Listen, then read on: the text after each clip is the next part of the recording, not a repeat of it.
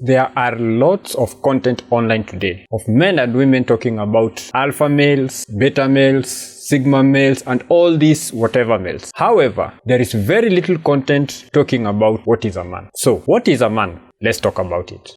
Great. Let's get started. Welcome to the Mwegas Show with me, Mwega, and today I am going to give you my take about what I think a man is. The modern definition is an adult human male. Okay, so let's take that definition and put it aside. The African traditional definition is a person who was born male and has passed through all the rites of passage as subscribed to that ethnic group or community into manhood.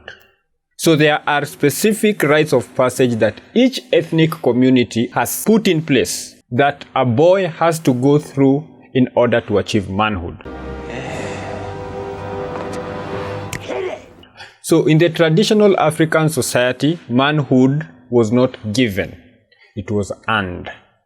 Now, these are some of the steps that, in my thinking, went into this whole process into manhood in the traditional African society. Different communities did it differently, but generally, this is a generalization. This does not mean that all African communities or all ethnic groups in Africa went through these specific steps, but this is just a broader picture. So the first stage into manhood was the boy being separated from the mother. So when the boy is born, and when he's a young boy, of course he has to be with his mother for the nurturing and all that, breastfeeding, all those things, right? But then it got to a point where now the boy had to be separated from the mother and placed with the men so that he can learn the law.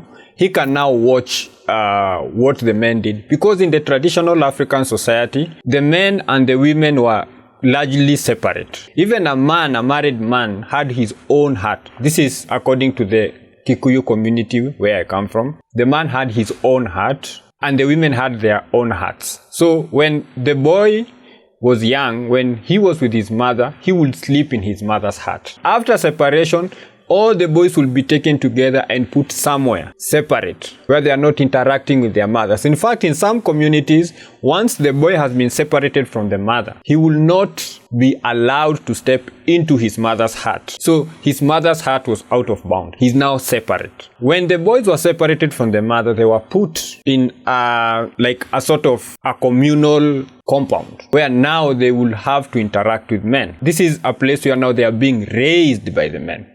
So they will be engaged in all the activities that the men will be doing. If the men are going hunting, then they will go hunting to be taught how to track prey, how to kill prey, how to gut it and do all those other things. So they will be taught into the ways of the men by being with the men, by watching the men. So now they are being raised by the men, being taught the law of the land. There is one more stage now from being a boy into a man.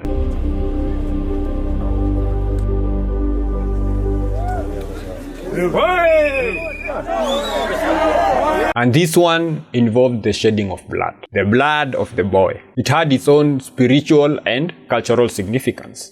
In some communities, it was a way to connect the boy with the ancestors, with the land. So the shedding of the blood had to fall on the land. And it was expected that through this process, the boy does not flinch. He had to face pain without flinching. Okay, so it was about blood and it was about pain. Now, after this stage, now this boy can now be called a man. Let's unpin that thing we pinned about the modern definition of manhood. An adult human male.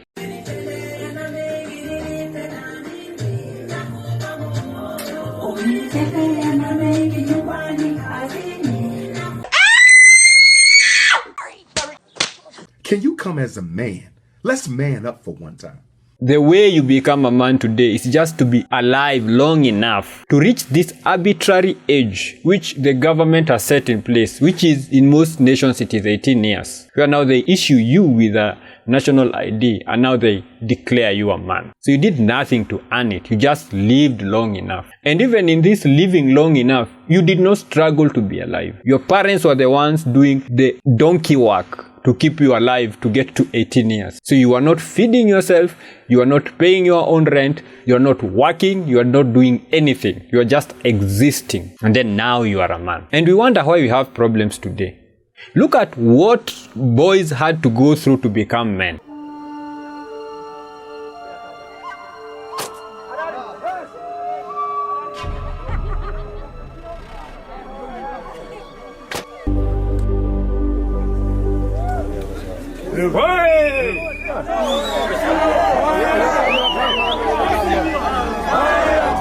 Now, when you were told that you had to face pain, you are looking forward to paying that price. That's a price you are willing to pay to become a man. Now, what happens today?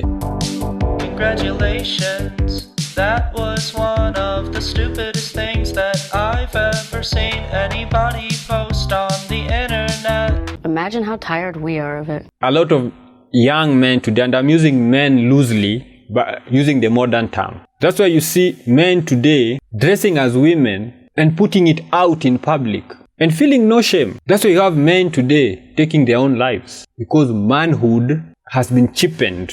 Call police. Haters, call police. Back in the day, manhood was earned. Anyway, that's all I had for you today. I hope you have learned something. Like this video, share this video, comment on this video. As per kawaida, when to get to this point is